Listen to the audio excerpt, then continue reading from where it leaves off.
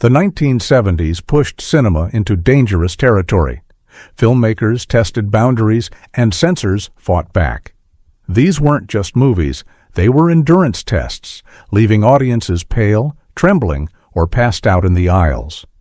From artistic provocation to unapologetic grindhouse grit, each title here burned itself into film history. These are the 11 that made audiences faint. 1. Straw Dogs, 1971. Sam Peckinpah's Straw Dogs walked a razor's edge between prestige and provocation.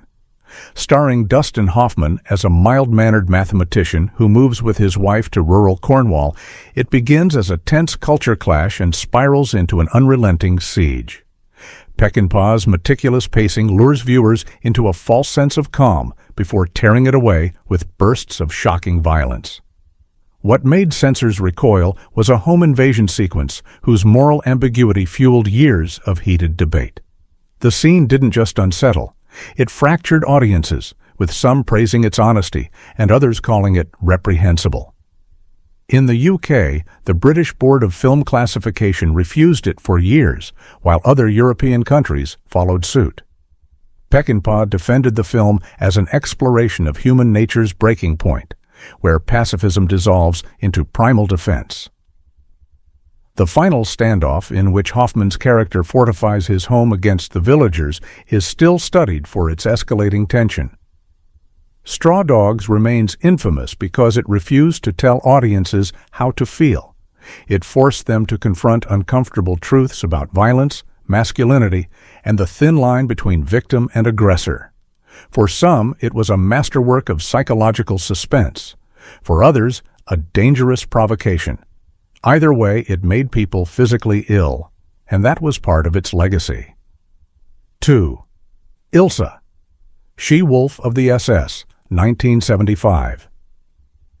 If Straw Dogs tested psychological limits, Ilsa, She-Wolf of the SS, obliterated them entirely. Starring Diane Thorne as the sadistic commander of a pseudo-historical Nazi camp, it mixed medical horror, cruelty, and exploitation in a way that left no room for subtlety. The film was shot cheaply on leftover Universal Studio sets, but delivered imagery so disturbing that countries like the UK and Norway banned it outright. Inspired loosely and controversially by real war criminals, the plot follows grotesque medical experiments and the prisoner's desperate rebellion. Critics denounced it as morally bankrupt. Feminist scholars attacked its false sense of female empowerment. Yet its notoriety fueled sequels and made Thorne a cult icon of grindhouse cinema.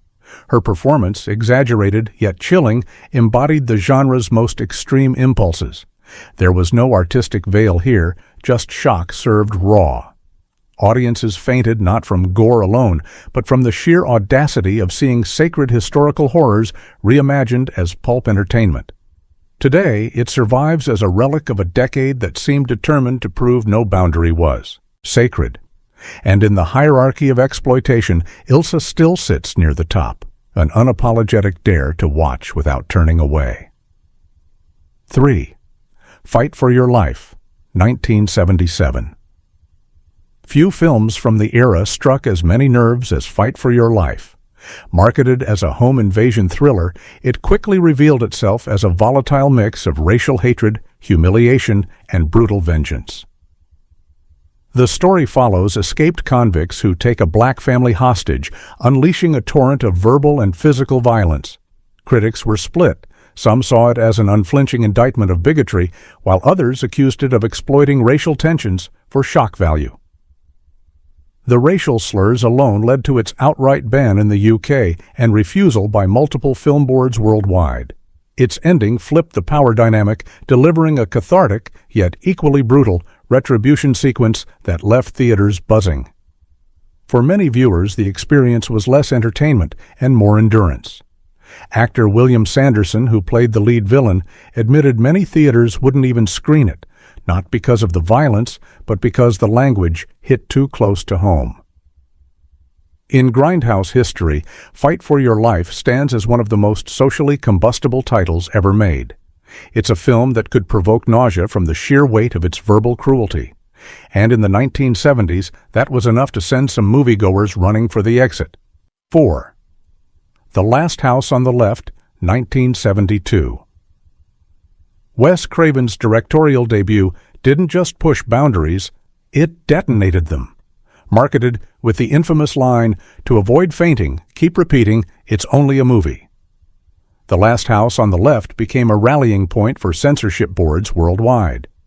Loosely inspired by Ingmar Bergman's The Virgin Spring, the film follows two teenage girls who fall into the hands of a sadistic gang. The violence that unfolds feels disturbingly real, thanks to Craven's grainy, documentary-like shooting style. After the attack, the criminals unknowingly take refuge in one victim's home, where her parents discover the truth and exact their own form of bloody revenge. This reversal shocked audiences as much as the initial assault. Instead of catharsis, the retaliation felt just as raw and unsettling. Bans swept through the UK, Australia, and Germany, with censors calling the film depraved and dangerous. Even in the US, theaters faced picket lines, and many prints were heavily cut. Craven, a former humanities professor, argued it was a statement on the cyclical nature of violence, but that didn't stop Roger Ebert from calling it an unpleasant experience in every sense. Yet the film endured, first as a whispered video nasty, then as a cult classic. For some, fainting came not from gore, but from the psychological impact of watching ordinary people transform into something monstrous in the name of justice. 5. Thriller, A Cruel Picture, 1973.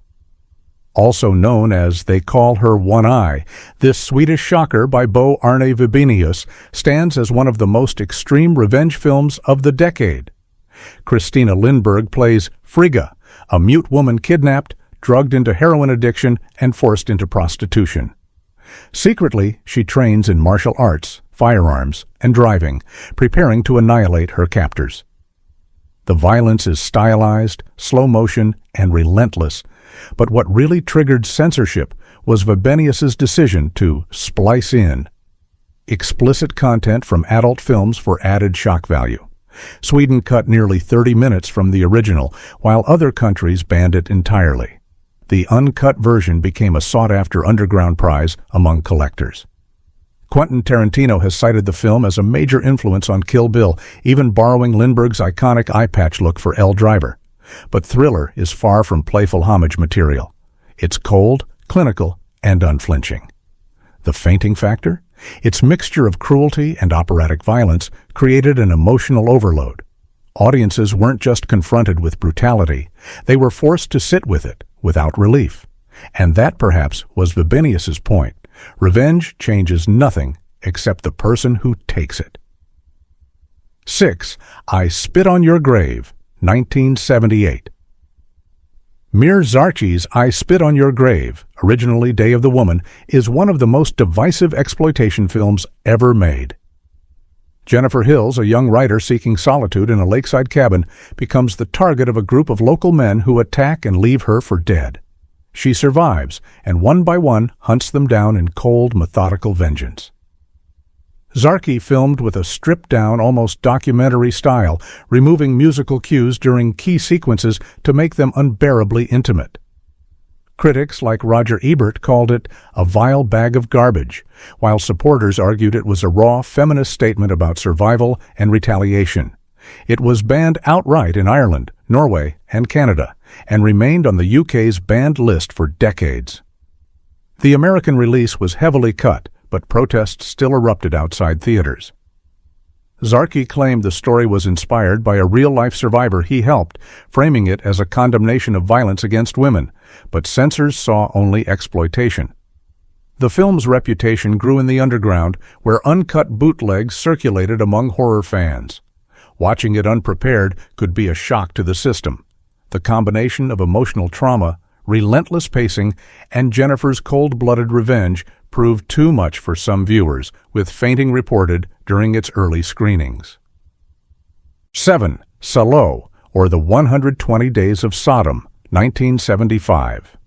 Pier Paolo Pasolini's Salo isn't exploitation in the traditional grindhouse sense, but its impact on audiences was even more severe. Loosely based on the Marquis de Sade's infamous novel, Pasolini relocated the story to the final days of Mussolini's fascist regime. 4 powerful men kidnap 18 teenagers and subject them to systematic degradation, humiliation, and violence.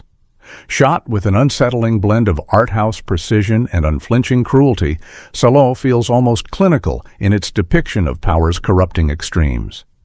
Pasolini himself described it as a metaphor for consumer society, a system he saw as devouring humanity for its own pleasure. When it premiered, audience members didn't just walk out, some collapsed in their seats. It was banned in the UK, Australia, New Zealand, and multiple European countries, with Italy's own release marred by legal battles. In the US, it was relegated to underground screenings. Pasolini was murdered shortly after the film's completion, adding a tragic layer to its legacy. While some academics hail it as a masterpiece of political cinema, others call it unwatchable sadism, masquerading as philosophy. Fainting reports came less from sudden shocks and more from the suffocating weight of its relentless hopelessness. The film leaves viewers feeling complicit, and for many, that's a more disturbing experience than any jump scare. Eighth Mark of the Devil, 1970. Marketed with the tagline, "Positively the most horrifying film ever made," and handed out with barf bags at theaters, Mark of the Devil embraced its notoriety from the start. Directed by Michael Armstrong and produced by Adrian Hoven, it is set in 18th century Austria, where witch hunters exploit religious authority to torture and kill innocent women. Udo Kier plays a young apprentice who slowly becomes disillusioned with his sadistic mentor, played by Herbert Lom. The film's torture sequences, including tongue removal, branding, and rack stretching, were so explicit that censors in the UK and Australia banned it, while other countries demanded heavy cuts. Despite its graphic violence, Armstrong claimed it was intended as a critique of fanaticism and corruption within religious institutions. Many critics, however, felt that message was buried under the spectacle of suffering. Audiences fainted not just from gore, but from the realism. The film's use of practical effects and unflinching camera work made every scene feel authentic. Even today, its most infamous sequences remain difficult to watch, a testament to the raw shock it delivered at the dawn of the 1970s exploitation wave. 9. The Witch Who Came from the Sea, 1976. In a decade defined by brutality, The Witch Who Came from the Sea carved its own niche, psychological horror disguised as exploitation. Directed by Matt Cimber and starring Millie Perkins, it tells the story of Molly, a woman haunted by childhood abuse and unresolved trauma. Her fragile grip on reality fractures, leading her to murder men she idolizes. The violence is surreal and dreamlike, with Cimber using hazy cinematography to blur fantasy and reality. Unlike other exploitation films, the horror here comes less from the acts themselves and more from Molly's unraveling psyche. The British Board of Film Classification banned it outright, placing it on the Video Nasties list, citing its disturbing implications of incest and its blend of eroticism with violence. While it wasn't soaked in gore, its subject matter made it feel more invasive than bloodier films. Screenings in the late 1970s saw walkouts from viewers who expected a more conventional slasher. Instead, they were met with a deeply unsettling portrait of mental collapse. Perkins' performance, fragile, haunted, and terrifying, became one of the most underrated in genre cinema. For some, fainting came from the film's sheer emotional weight. It's a reminder that horror doesn't need buckets of blood. Sometimes the scariest place is the human mind. 10th Snuff, 1976. If marketing alone could make an audience faint, Snuff would be the ultimate example. Originally shot in Argentina as a low-budget cult thriller titled Slaughter, the film followed a Manson family-style cult committing staged killings. It might have faded into grindhouse obscurity if not for producer Alan Shackleton's infamous decision to add a final murder scene, staged but presented as real. The added scene, designed to look like the actual killing of a woman on set, was filmed with shaky, handheld realism and abrupt cuts to mimic a hidden camera. Shackleton then launched an outrageous marketing campaign. The film that could only be made in South America, where life is cheap. The effect was instant hysteria. Law enforcement investigated, religious groups protested, feminist organizations rallied outside theaters, demanding it be pulled. Despite, or because of, these protests, curious audiences packed screenings, some leaving mid-scene, pale and trembling, convinced they'd just witnessed an actual murder. Even after it was revealed to be fake, the myth persisted. Snuff is remembered less for its content than for the hysteria it created, tapping into a primal fear, the possibility that the fiction we consume might just once be real. 11. The Texas Chainsaw Massacre, 1974. Few films have caused as much panic with so little actual gore as Tobe Hooper's The Texas Chainsaw Massacre. Marketed as based on a true story, loosely inspired by the crimes of Ed Gein, it follows a group of friends who stumble upon a rural family of cannibals led by the chainsaw-wielding Leatherface. Hooper shot with a raw, sunburned realism that made every frame feel documentary-like.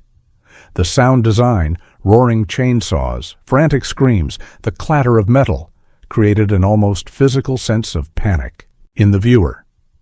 The violence was mostly implied, yet so effectively staged that audiences swore they'd seen rivers of blood. Censors in the UK, Australia, Brazil, and several Scandinavian countries banned it outright, while U.S. screenings sometimes ended in chaos. Reports from 1974 tell of viewers fainting, vomiting, and running from theaters, overwhelmed not by gore, but by the sheer sensory assault. Hooper said he was reacting to the lies and horrors of the era, from Vietnam War footage to political scandals, and wanted to create something that felt true, even if it wasn't. The result was a masterpiece of suggestion, a film that proved terror isn't about what you see. It's about what you think you saw. The 1970s proved cinema could still shock, disturb, and even make people faint in their seats. These films challenged censors, tested audiences, and carved their place in movie history. Which one would you dare to watch? Like, subscribe, and share, if you can stomach it.